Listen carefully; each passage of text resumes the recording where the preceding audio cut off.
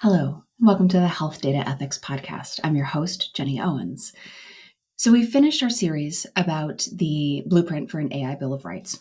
And through this series, we have come up with any number of ways in which we can be thoughtful about the use of artificial intelligence in healthcare. We've come up with any number of things that we should be careful about. We've come up with any number of good guidelines, goalposts, ways to evaluate and make sure that our AI projects are functioning as intended, that they are treating all people equitably. And I have to say that I found this series incredibly illuminating. I thought that it was a really lovely framework through which to explore, okay, what does responsible implementation of artificial intelligence look like? And then I've been having a few, sidebar conversations, and I think I've been going about this a little bit wrong.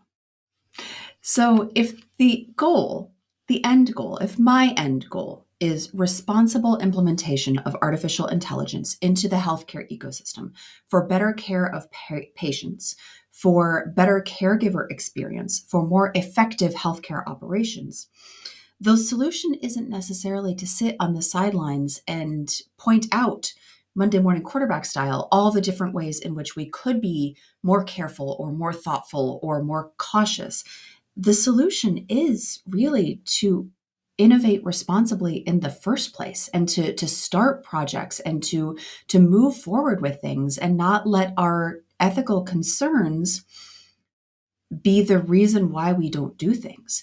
We should carry our ethical concerns with us as we innovate and innovate with those in mind.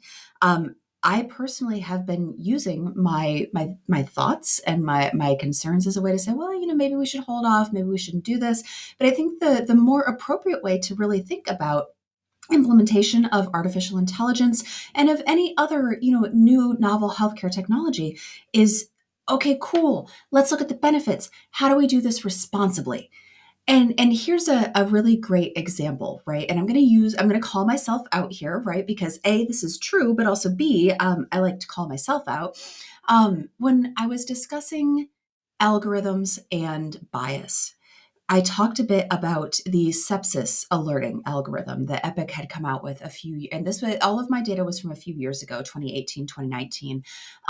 And I had done a little bit of research on sepsis alert algorithms. And found a paper that said, hey, look, this algorithm that Epic had that was implemented at this hospital, it performed extremely poorly. It alerted all over the place when the patient wasn't actually going to develop sepsis. It did not do a great job catching the cases of sepsis that the caregivers were going to miss anyway. And in general, it was kind of a flop, right? It contributed a lot of nonsense alerts. It didn't actually make patients safer.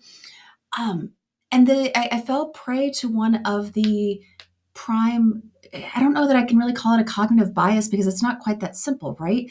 We live in a digital world where there is all sorts of information available to us at our fingertips at all times. And so one of the things that I constantly hear people coached to do, and what I coach people to do myself is, well, do your own research, look up stuff, find some papers. But we need to take a step back and step zero of doing your own research is to make sure that you are doing your research in a responsible manner. I went into that research with a bias. I went in basically saying, hey, let's find an example of an algorithm that did not perform appropriately. And I found exactly what I was looking for, right? And as I was discussing this paper and I was discussing my findings with some other folks, internally, I heard the pushback that I would have expected to hear, right? Oh yeah, you found that paper. Well, there was another one that showed that it performed really well. And did I go find that one and do a side-by-side comparison? Well, not yet. No, it's on my to-do list, but I have not yet done it. So I do think that we need to be quite careful when we are doing our own research, that the research we're doing is really aimed at informing ourselves and our organizations and allowing us to make a truly informed decision. And that means that before you start chucking stuff into Google Scholar or you start poking around on PubMed or or GitHub or wherever your corner of interest is, before we start doing that, we really need to sit down and do some self-reflection. What am I hoping to discover as part of this research? What is the narrative that I am trying to carry forward? What information could I be presented with that would help me change my mind? If I were going to let go of my pet theory that sepsis algorithms are bad, right? They don't perform as intended. This is an example of an area that looks like it's ripe for disruption, but it's really not working. Well, what would a sepsis algorithm that looked like or that worked, what would that look like? Where would I find that paper? Where would I find that hospital discussing this? What happens if I go and I seek that out as well? So this is just a public acknowledgement of an area where I kind of fell down, right? Like I went in with a biased approach. I found information that supported my bias, and when I was presented with alternative information, I put it on the back burner, and we have not yet touched it. So I will be returning actually to sepsis algorithms, right? My next few episodes, I think I want to take some time and discuss. Let's look at areas within a healthcare organization that are ready for some technological disruption. Let's look at what readiness means, both from a people perspective, from a data perspective, and from an industry perspective. Let's look at what AI is good at and what AI is not good at. Let's look at what people are good at and what people are not good at. And sepsis is one of those areas where it really does seem ripe for disruption. So I would like to use the sepsis model as kind of a way to explore, okay, how do we know what works? How do we know what doesn't? And I think we need to tailor our expectations. Um, when you're putting a new drug into the clinical environment, right? You go through lots of clinical trials. You go through lots of post-market evaluation. Things rarely get drastically better with the first implementation. And I do think artificial intelligence and other sort of technological solutions in the healthcare space do kind of suffer from increased expectations that we can just inject some technology in here and poof, all of our problems are solved.